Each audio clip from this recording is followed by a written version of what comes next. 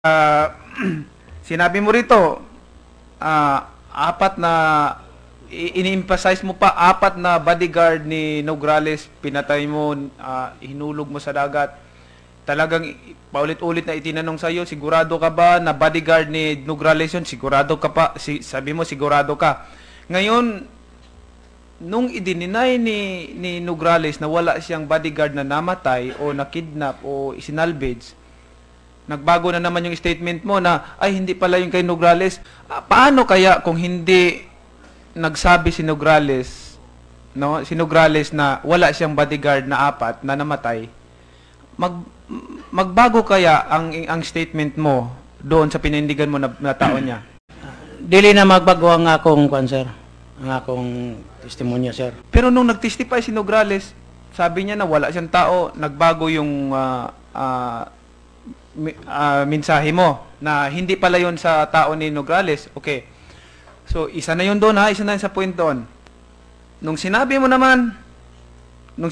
na ikaw ay bodyguard ni Paulo, naging escort ni Paulo, tama po ba?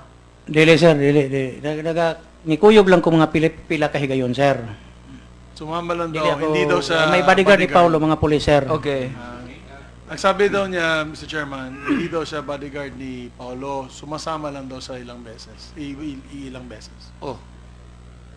Pero kuyog means sumama. sa salaysay mo, napapanood ko, sinabi mo na naging bodyguard ka, nag-aaral siya, nag-escort ka sa kanya. Sabi mo nung bata pa siya, tama po ba? Oh, elementary pa, sir. Ilang bisis man lang yun, sir. Hindi ko na matandaan, sir. Okay, elementary. May record po ako dito, pinadala mismo dito sa akin galing kay Paulo Duterte, na hindi po siya nag-elementary sa Ateneo. Hindi po siya nag-elementary sa Ateneo. Nag-elementary po siya sa Philippine Women's College. University. So, nag-Ateneo lang po siya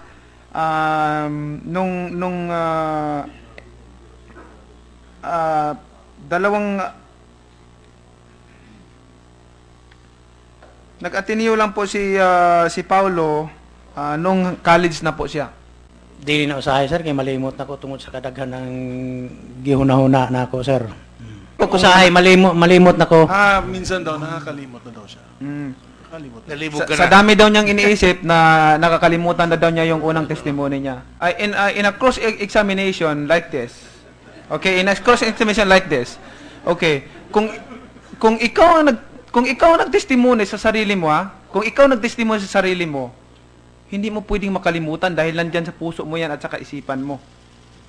Okay? Kung walang nagtuturo sa iyo, kung walang nagtaturo sa iyo na tao o no ibang tao na ikukuts ka, imposibleng makalimutan mo kung ano yung testimony mo galing sa puso mo at sa isipan mo. So, pagpabago-bago ang testimony, hindi basta-basta paniwalaan. So, I'm sure na may nagturo sa iyo. Yun lang, Mr. Chairman. Thank you.